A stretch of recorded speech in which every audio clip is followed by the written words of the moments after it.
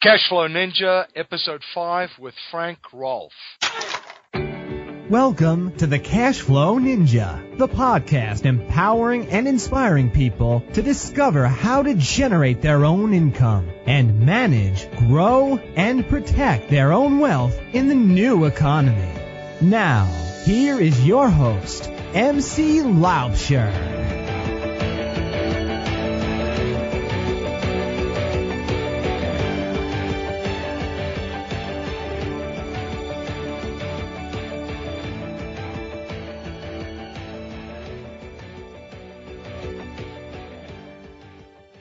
Hello everyone, MC Laubscher here. Thank you for joining me for today's show. As you are aware, the purpose of our podcast is to bring on guests that will share ideas on how to generate income and manage, grow, and protect your wealth in the new economy. I wanted to expose our listeners to as many ideas as possible, with the outcome being that you will start to see a world of opportunities all around you, everywhere you look, even in areas that you never thought of before. I also wanted to challenge some of your existing beliefs on certain concepts and topics. I think today's show is going to do just that and introduce you to an area of investing in business that you probably know exists, but already have a preconceived view or opinion about.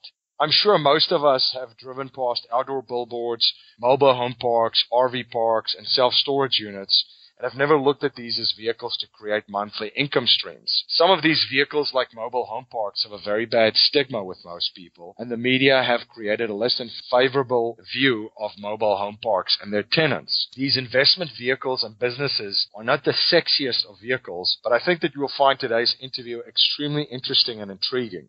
My guest today is Frank Rolfe. Frank has been a commercial real estate investor for over 30 years, having owned and operated billboards, mobile home parks, RV parks, self-storage units, apartments, retail, duplex, office, and commercial properties during that time. But he is best known for two achievements. His first success was in the billboard industry, in which he built from scratch the largest privately owned billboard company in Dallas, Fort Worth, as well as the second company in Los Angeles, California. He then sold these assets to a public company in 1996 for $5.8 million. His second achievement began shortly thereafter when he started buying mobile home parks. He is now the sixth largest owner of mobile home parks in the U.S., along with his partner Dave Reynolds, and he owns over 170 mobile home parks in 20 states.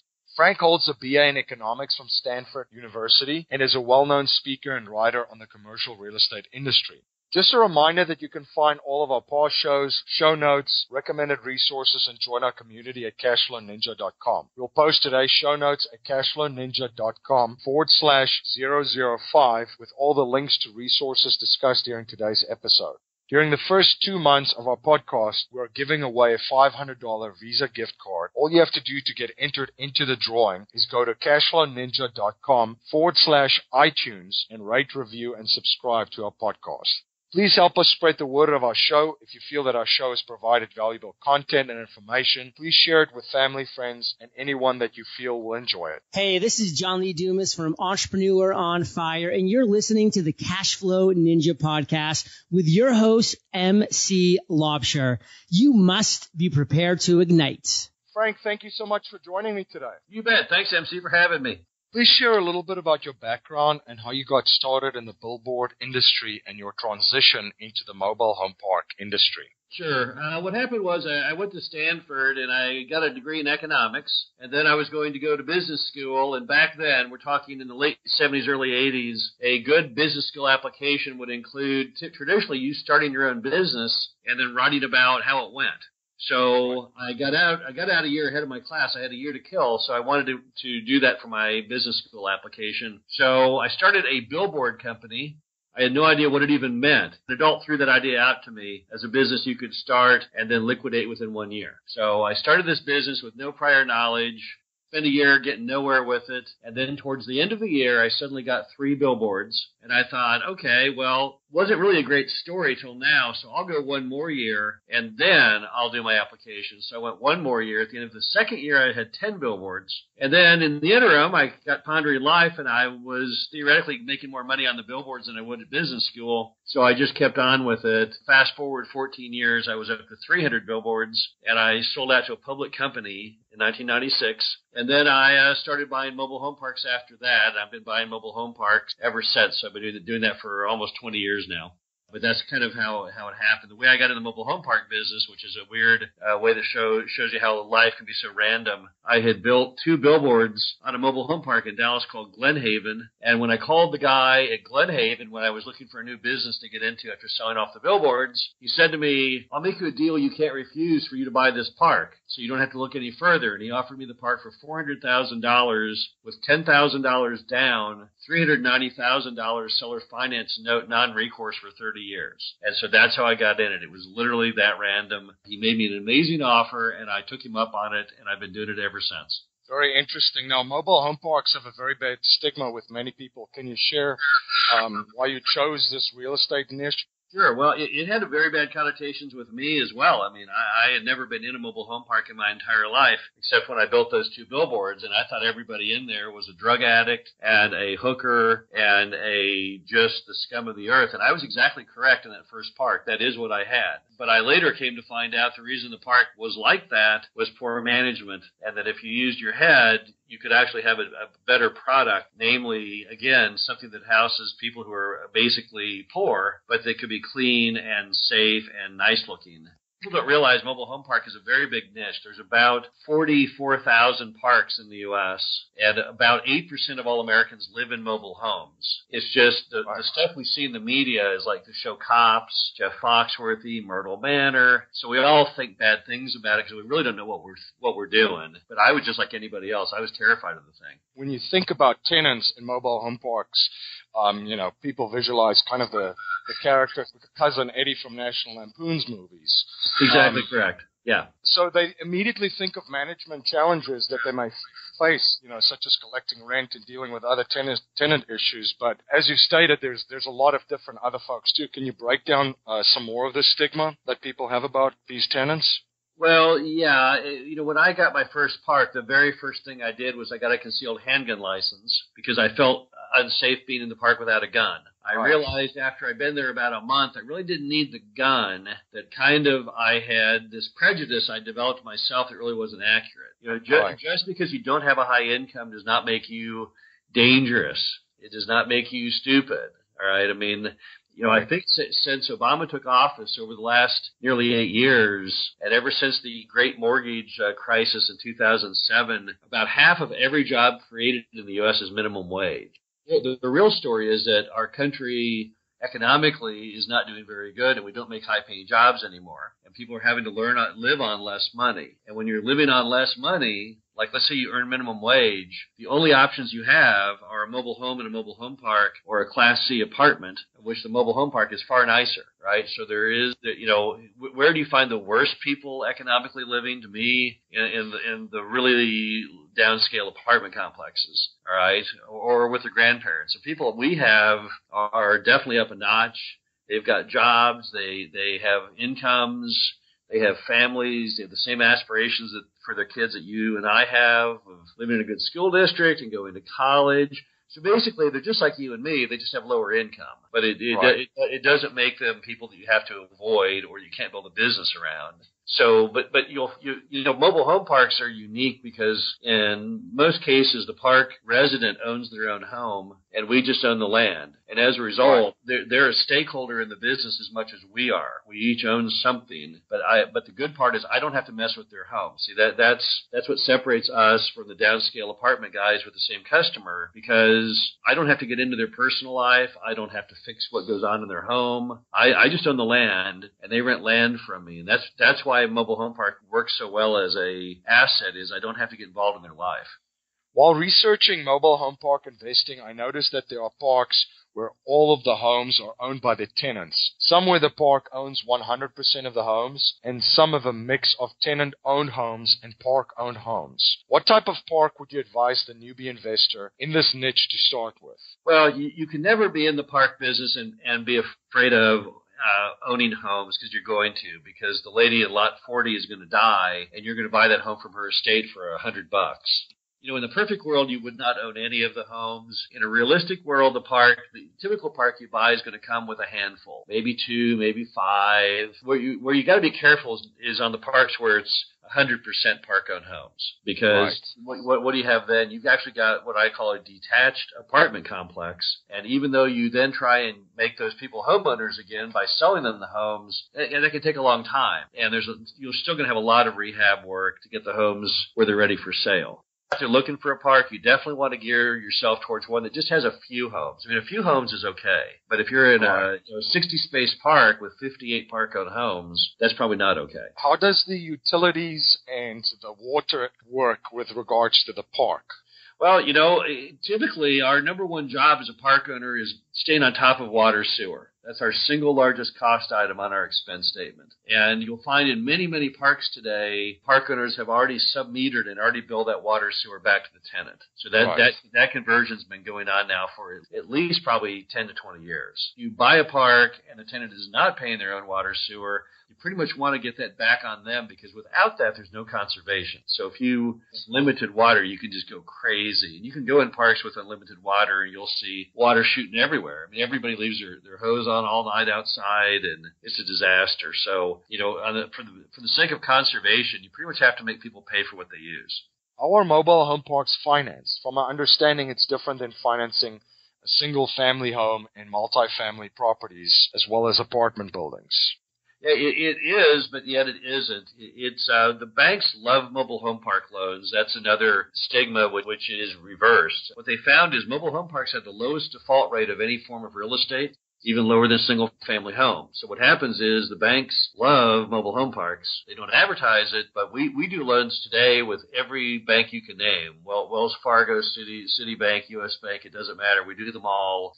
And our number one source of financing, believe it or not, is seller finance. So most mobile home parks begin life with a seller finance note, and it's a win-win, because the seller, I mean, right now, if I gave a seller cash for a park, they're going to get a 1% rate of return on a CD, whereas we pay 5 or 6%. So it actually is. It's a win-win for everybody. You have written content on mom and pop ownership of these mobile home parks, and how there's a window of opportunity currently with the mom-and-pop owners transferring ownership of these parks to investors. Can you speak about this trend?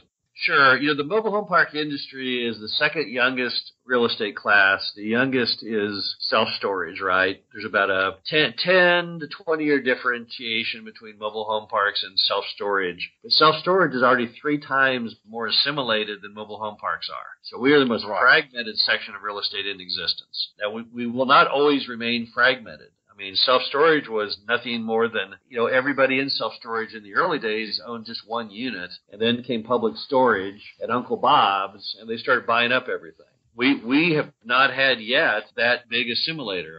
Our largest owner in the industry is Equity Lifestyle, which is Sam Zell's company. They own about 160,000 lots. But if you add up the top 100 owners, of which we're the 6th largest in the U.S. at 17,000 lots, if you add all of us up together, we don't account for more than about 4,000 of the 44,000 mobile home parks. So we are wild industry, because right now we're still owned by far majority by moms and pops. And, the opportunity on that is these moms and pops are all biologically getting really old. A lot of these guys are World War II and Korean War veterans. And so that opportunity won't last forever, because eventually they're all going to die out.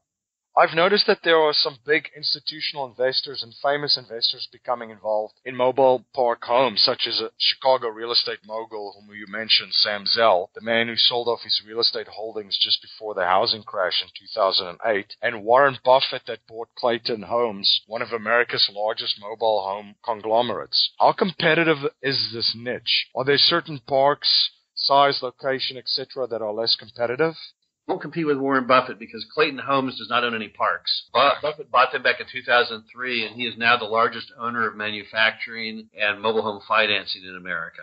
But it's still an important item, because he wouldn't be involved in it if he didn't think it had a pretty good future, right? He doesn't typically buy into dying industries or things that don't make any money. If you're starting out, what you'd want to do is, first you have to figure out a couple things. First, how much money you have for a down payment. You take that number and multiply that roughly times 5, and that's dollar figure of how much park you can buy. And then traditionally you take that number and divide that by about 20,000, and that tells you how many lots park would traditionally have. So let's just do that in midair. If you've got, $200,000 in cash, that would buy you times 5 a $1 million park, which divided by 20,000 means you're looking at about a 50-space park. And that varies all over America. That might get you also a 100-space park in the South, and it might only get you a 10-space park in Los Angeles. The other thing most people will have to do is for most people to buy their first property, it doesn't matter if it's mobile home park, office, or what it is, they want to be able to drive there and back in a day.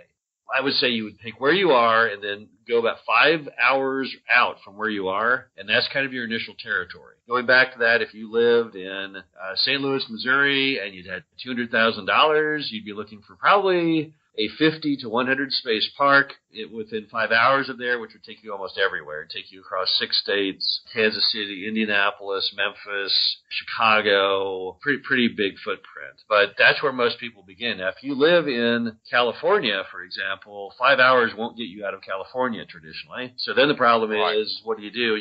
You're going to probably skip over California, and California has very, very low cap rates, is one of its big issues in real estate. So a lot of Californians have to then they can't drive to a park. They have to fly there. But for the rest of America, it's typically about a 5 hour radius of your house. One of the trends that I follow and try to see how this impacts the rest of the economy is the 70 million baby boomers retiring over the next 15 years. What impact do you think it will have on the mobile home park industry?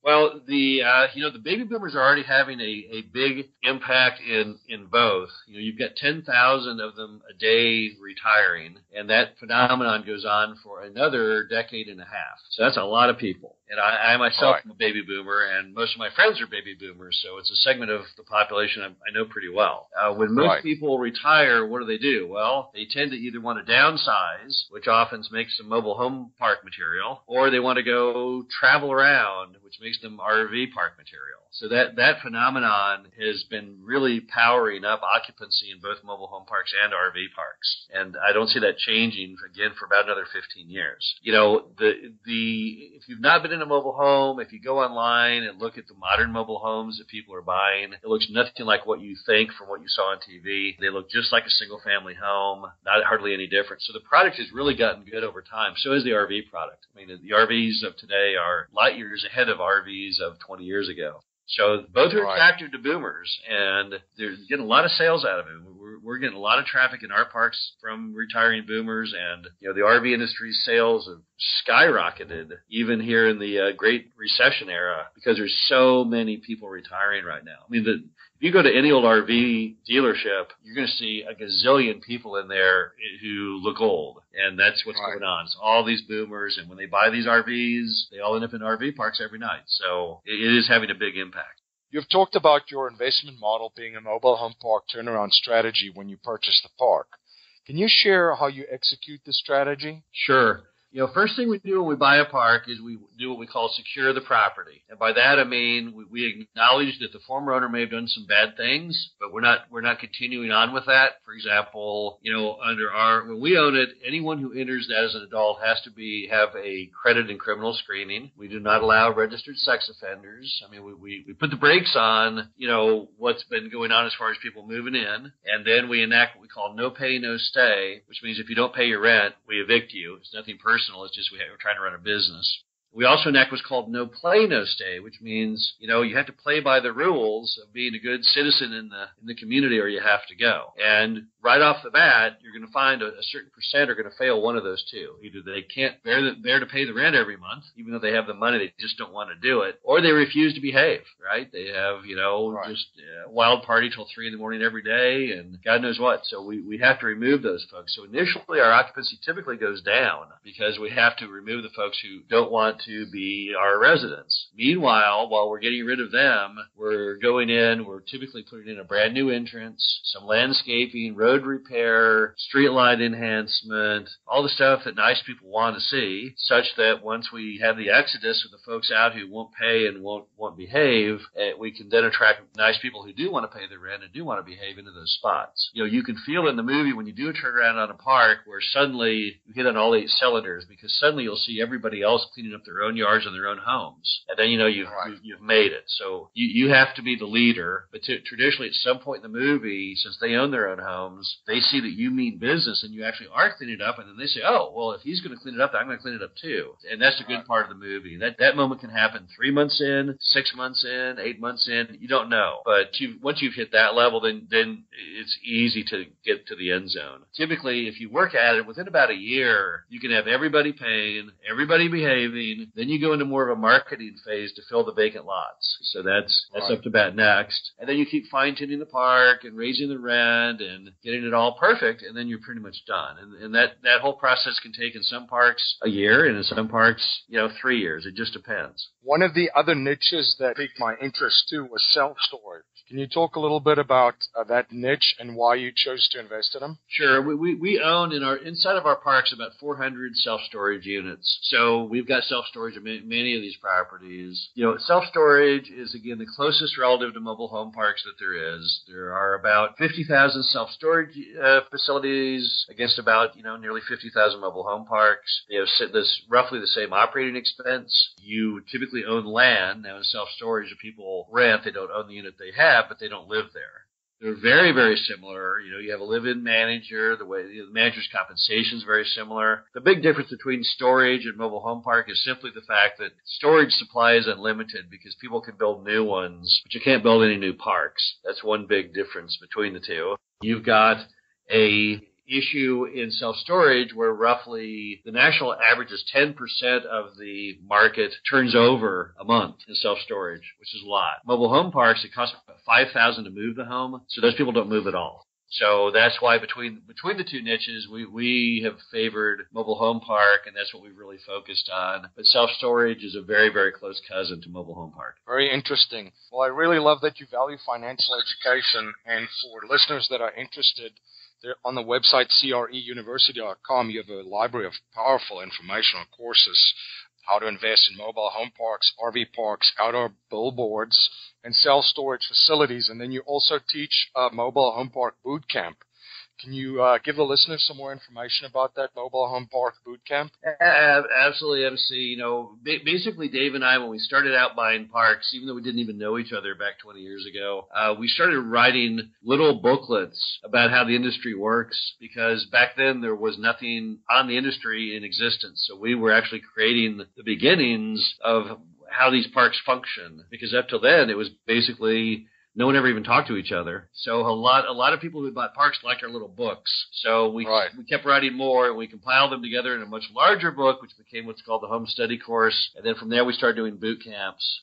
And we've really had a lot of fun. It's always been a hobby. That's why our prices are low. We don't do any expensive coaching and mentoring and stuff. We do it basically to give the industry factual knowledge. It's had a lot of benefits. I mean, we had New York Times there. They loved it. They wrote a big glowing article back in 2014. We've had a lot of news channels there, different people, appraisers, banks, manufacturers. Basically, we do it like a college class. It's a 3-day immersion weekend, and all we do is talk about mobile home parks about 12 hours a day, and there's no hype. It's just literally just all facts. And I think people in America today find that refreshing, because there's so much BS that goes on in the world out there. They kind of like having something that has absolutely no BS. So it's just a chance for people to learn the industry based completely on the truth with no hype. And it's got a great following. We sell out just about every event we do, and it's pretty much been by word of mouth. So it's been great. But we've had a tremendous amount of fun doing it. So we've probably been the biggest beneficiary, because it's really become a really nice hobby. I've seen also that there's quite a number of students that have shared their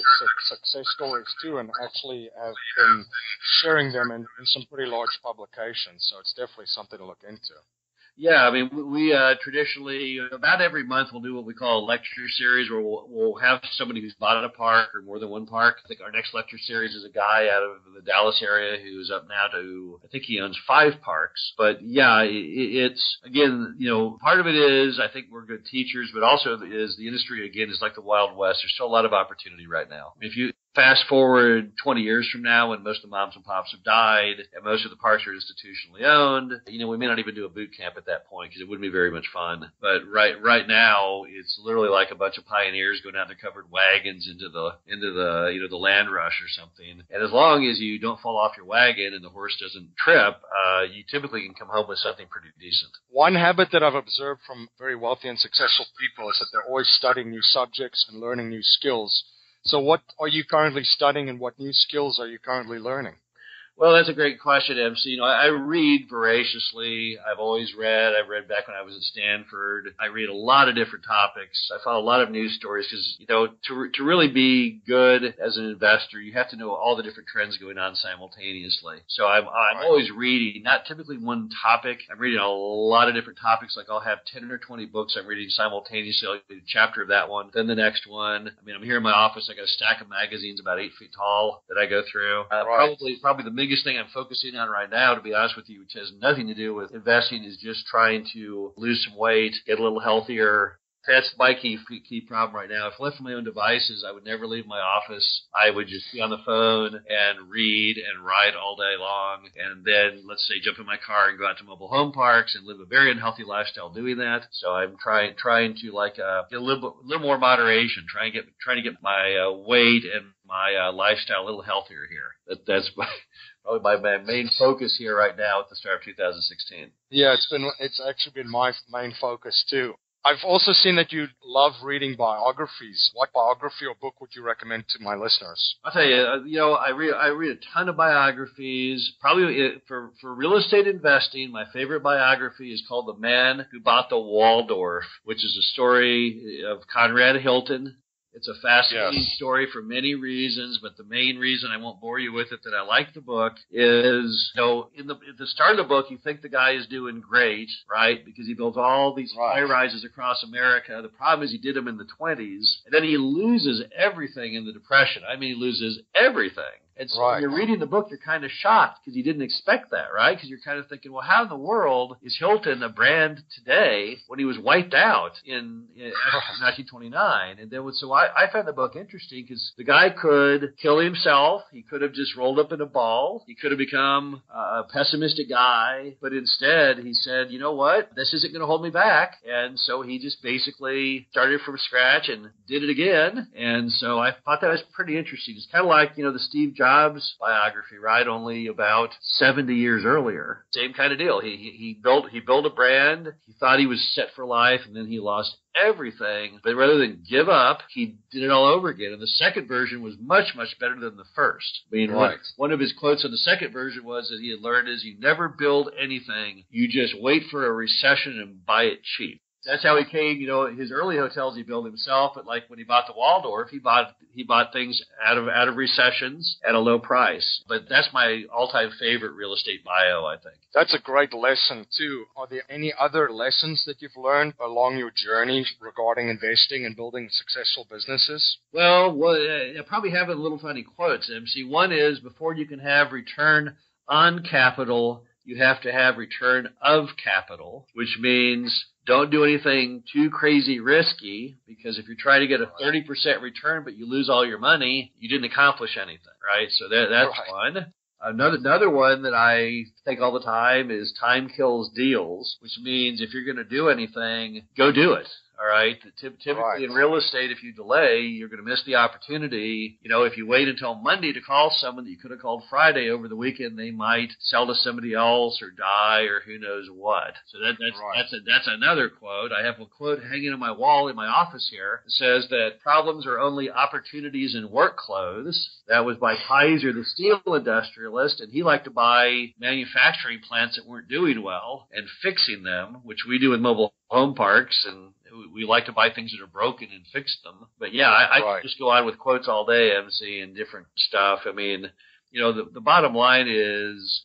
that to succeed at real estate, it really isn't that hard, is the sad truth. But you just have to do it intelligently. And a lot of people, they jump into it without learning what they're doing, and it blows up. But it's really, I mean, to get a 20% cash-on-cash return, all you have to have is a 3-point spread between the cap rate and the financing interest rate. And that's not that hard. Business is wondrously simplistic. And that's, I think, the reason why more folks have made, you know, $1 million in real estate than any other niche, right? And first millionaire in America was John Jacob Astor back in the 1850s, and he did it by buying land in what is now Manhattan. You know, real estate is a very solid base to work from if you just follow the basic rules. And the roadmap was laid out all the way back from John Jacob Astor. There's been like over a 100-year playbook on how to do real estate properly. So as long as you do it properly, it's kind of hard to screw it up. Yeah, I think a lot of folks try to overcomplicate things. Well, MC, I think one problem that people have is they're always thinking like consumer products. So people are thinking, oh well, I want to build a phone. I need something new and different and something that no one's ever thought of before. And in real estate, that typically doesn't work. You want to put your boring hat on because you don't have to reinvent the wheel. I mean, I see people doing some crazy real estate stuff, and it always bombs because you didn't have to get so edgy. You know what I mean? I mean, if you want to build a house, let's not build a house with no bathroom, right? I mean, people like a bathroom. You don't have to be that different. But even in restaurants, people today are coming up with new gastronomical creations that I don't even like eating, that are super spicy or strange. Let's put some octopus in the mashed potatoes. I mean, that might work in restaurants, but in real estate, just stick with the basics. Just basic blocking and tackling and, putting in some effort on finding a good property. Good due diligence is hugely important. Sensible financing. But, if you're not a risk taker, if you're not a creative person, real estate's perfect because it doesn't seem to reward people to do goofy stuff. So if you cannot pass on any money to your children or grandchildren, and you were only allowed to pass down 5 principles to them to build wealth, what would they be? Well, the first principle would be that hard work is the key, right, in anything you do. If you're going to look for real estate or if you want to succeed at anything, you got to put in the effort or you can't possibly get anywhere. So that would be probably rule number 1.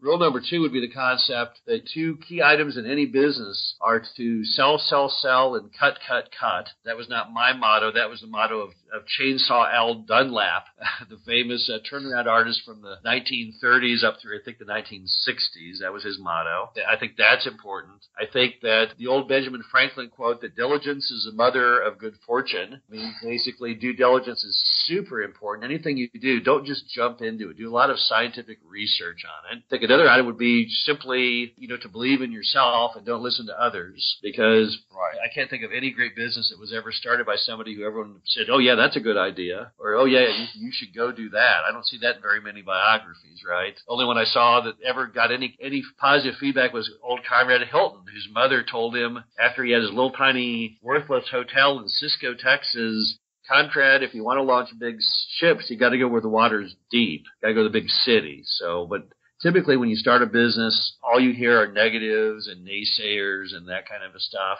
And then probably the fifth item is, most people succeed when they've got a higher purpose, not just making money. It doesn't have to be a religious higher purpose, but it has to have something more to it than money. So if it is because you feel like you're building an industry, but I mean, don't just be in stuff for the money. Because if you look at most of the biographies you'll read, the people who do the best feel like they're trying to accomplish something beyond dollars and cents.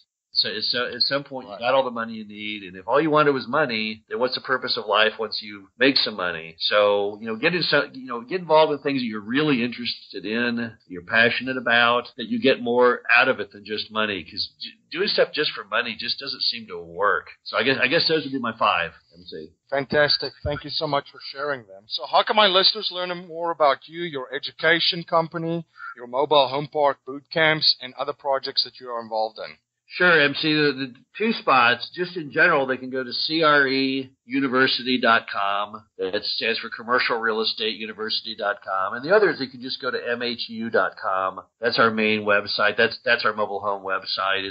It's so gigantic anymore. I think we get 20,000 viewers a day. I think it's a crazy amount, and you just simply Google my name. I mean, I show up, I think, on Wikipedia and God knows where. I'm not hard to find. So anyone who wants to read any of the things I've written, you don't have to go very far to find me. I'm kind of all over the internet. Thank you so much for coming on the show today and sharing your knowledge and your experience and your journey.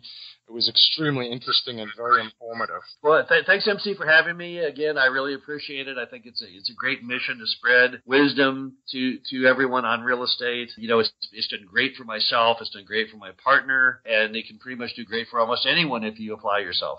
Fantastic. Thank you. Thank you for joining me and my guest, Frank Rolfe, on today's show. I hope you found the show very interesting and intriguing. And the next time that you drive past a mobile home park, a RV park, a self-storage unit facility, as well as a billboard next to the side of the highway, you'll have a completely different perspective and view on these vehicles. Thank you so much for all the support that I have received from launching the podcast. Thank you for your emails, your reviews, and also your comments. I really appreciate it. It's been quite a learning experience for me, a very, very good one, and I've thoroughly enjoyed it. I hope you've gotten a ton of value from the guests that we have on the show and some of the ideas that they have shared. Just a reminder that you can find all of our past shows, our show notes, and recommended resources, and join our community at cashflowninja.com. During the first 2 months of our podcast, we're giving away a $500 Visa gift card. All you have to do to get entered into the drawing is go to cashflowninja.com/iTunes and rate, review, and subscribe to our podcast. Please help us spread the word of our show. If you feel that our show has provided valuable content and information, please share it with family, friends, and anyone that you feel will enjoy it. Until next time, live a life of passion and purpose on your terms. You have been listening to the Cash Flow Ninja with your host, MC Laubscher, the podcast empowering and inspiring people to discover how to generate their own income and manage, grow, and protect their own wealth in the new economy. Today's show notes and resources are available on our website, cashflowninja.com. This presentation is for educational and informational purposes only. The information being presented and considered does not consider your particular financial objectives or situation, and it does not make personalized recommendations. This material is not intended to replace the advice of a qualified tax and legal advisor or other qualified professionals, and you should not use the information in place of a customized consultation with a licensed professional regarding your specific personal financial objective, situation, and needs. We believe the information provided is reliable, but we do not guarantee its accuracy, timeliness, or completeness.